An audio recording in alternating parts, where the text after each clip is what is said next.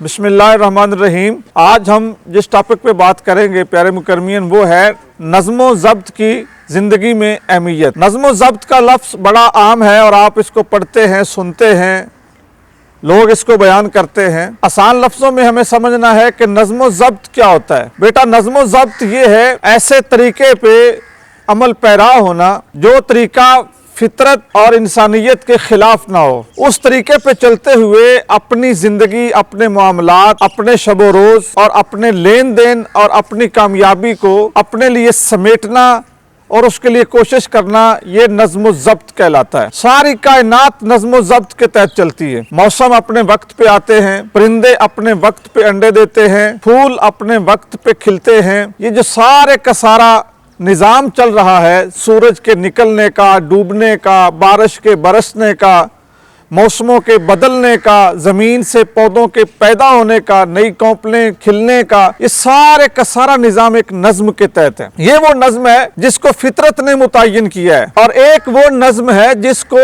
इंसान खुद मुतय्यन करता है। वो नज़्म क्या है? वो नज़्म ये है कि सुबह पूरे वक्त पे उठना, पूरे वक्त पे नाश्ता करना, सही वक्त पे खाना खाना, सही वक्त पे आराम करना, सही वक्त पे बिस्तर पे लेट जाना, सही वक्त पे खेलने के लिए जाना, सही वक्त पे स्कूल पहुंचना।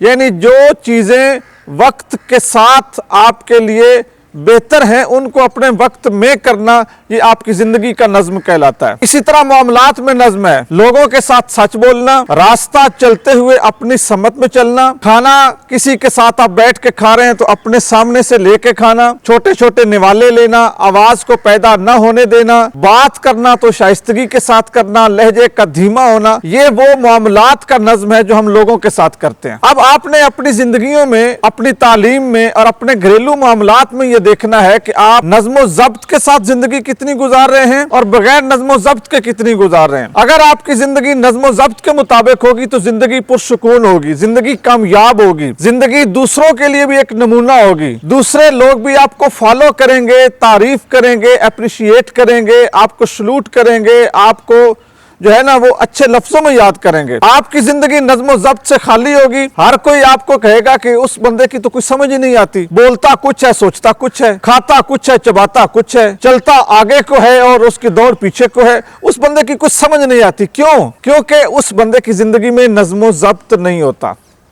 आप सिर्फ एक सड़क पर चल रहे हो ना और नज़्म ज़ब्त के खिलाफ जा रहे हैं, तो पहली बात तो यह कि आपकी साइड गलत होगी। दूसरी बात यह आप ओवर स्पीड होंगे। तीसरी बात यह है कि आपने जो जरूरी आलात है, मसलन हेलमेट है, दस्ताने हैं, अगर आप मोटरसाइकिल पे हैं तो नहीं पहना होगा, अगर आप गाड़ी पे हैं तो आपके पास लाइसेंस नहीं होगा, बेल्ट नहीं पहना होगा। तो ये चीज जहां आपके लिए नुकसानदेह होगी ना, वहां जो सोसाइटी में लोग हैं उनके लिए भी नुकसानदेह होगी। उनके लिए भी आप जो है ना वो एक खुदकुश बमबार होंगे कि पता नहीं कहां पे आप उनको मोटरसाइकिल लगा दें, कहां पे आप उनको एक गाड़ी चला दें, क्योंकि आपने कोई तरीका नहीं अपनाया। तो प्यारे बेटो, जिंदगी की कामयाबी के लिए और जिंदगी के सुकून के लिए फितरत ने हमारे लिए नज़्म ज़ब्त का तयन किया है। तकरीबन 20-25 दिनों के बाद रमजान शुरू हो रहा है, पूरे अपने टाइम पे शुरू हो रहा है। ये नज़्म बनाया कुदरत ने भी, आपने भी अपनी जिंदगी में बनाना है। बगैर नज़्म ज़ब्त की जिंदगी गुजारोगे ना, आपकी जिंदगी में कोई सुकून नहीं होगा, कोई लुत्फ नहीं होगा और आपका कोई लय अमल नहीं होगा। मुझे ना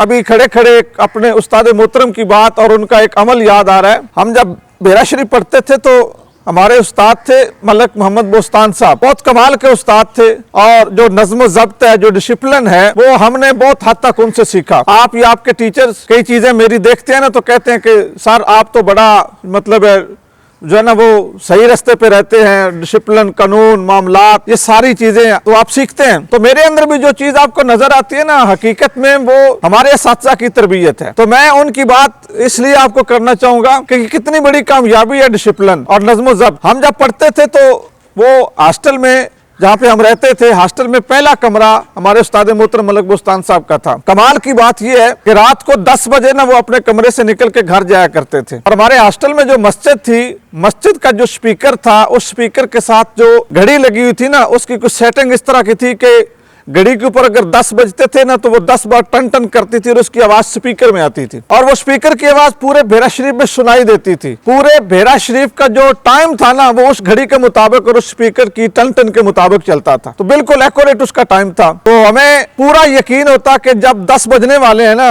हमारे हॉस्टल में 100 से ज्यादा कमरे थे और 2000 तकरीबन या कोई 1600 इसके राउंड अबाउट इतने बच्चे जो है ना वो वहां पे रहते थे। जैसे रात के 10 का टाइम होता ना, पूरा हॉस्टल एक पिन ड्रॉप साइलेंस होता था, कोई बोलता नहीं था, कोई आवाज नहीं आती थी, ना कदम रखने की ना चलने की, बिल्कुल पिन ड्रॉप साइलेंस। जैसे 10 होते हमें सिर्फ एक आवाज आती थी और वो थी हमारे उस्ताद मोहतरम के कमरे की बंद होने की और फिर दरवाजे की बंद होने की, और उसके बाद जो आखिरी आवाज होती थी वो ताला लगने की। जैसे ताला क्लिक करता था उधर मस्जिद का जो था ना स्पीकर, उस पे 10 बार टन टन टन टन शुरू हो जाती थी। मुझे थोड़ा सा अरसा उनकी खिदमत का मौका मिला। ये जो सर्दियों का मौसम है ना, तो सर्दियों के मौसम में वो हॉस्टल के लान में बैठ के मुतालिया किया करते थे। 3 बजे, पूरे 3 बजे उनको ना जूस पिलाना होता था गाजर का, उसको वो शौक से पीते थे, वो मेरी ड्यूटी थी। 3 बजे जो जूस पिलाना था ना, उसका मतलब ये नहीं था कि वो 3 बजे बुलाएंगे कहेंगे कि जूस लेके आओ। 3 बजे जूस पिलाने का मतलब ये होता था कि वो बैठ के मुतालिया कर रहे हैं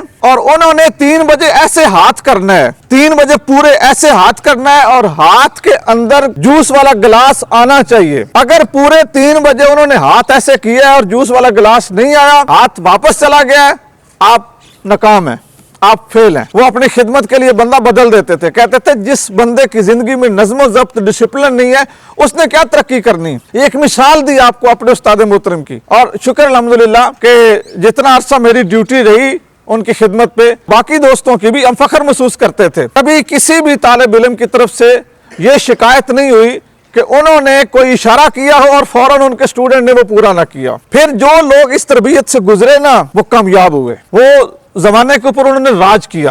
तो मेरे बेटो, मेरी आपको भी एक नसीहत है और आपके असातिज़ा से भी ये गुजारिश है, असातिज़ा अपनी ज़िंदगी में नज़्म ज़ब्त लाएं और उनसे देख के आप सीखें। आपके असातिज़ा आपके लिए रोल मॉडल होने चाहिए।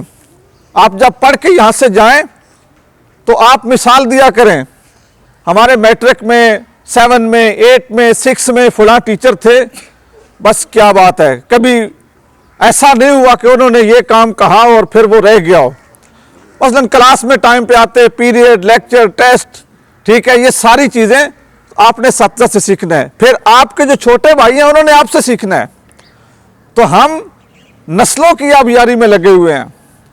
हमारा ताल्लुक साल 2 साल का नहीं है, हमारा ताल्लुक नस्लों का है और हमने उनके लिए कोशिश करनी है सबसे पहले वो उसूल कानून जो फितरत से मुतसादिम नहीं है, जो इंसानियत से मुतसादिम नहीं है, उनको अपनी ज़ात पे लागू करना है। अपनी ज़ात पे जब लागू हो गए तो फिर हमें देख के हमारे जूनियर हमसे सीखेंगे। मैं उम्मीद करता हूँ आप मेरी इन बातों पे अमल करेंगे और अपने आप को पाकिस्तान का काबिल फ़ख्र, काबिल इज़्ज़त, एक डिसिप्लिन सिटीज़न बनाने की कोशिश करेंगे और पढ़ने के बाद, तालीम के बाद अपने मुल्क की खिदमत और अपने कौम की खिदमत के लिए अपने आप को वक्फ रखेंगे। अल्लाह ताला हम सब का हामी और नासिर हो। अस्सलामु अलैकुम व रहमतुल्लाहि व बरकातुहू।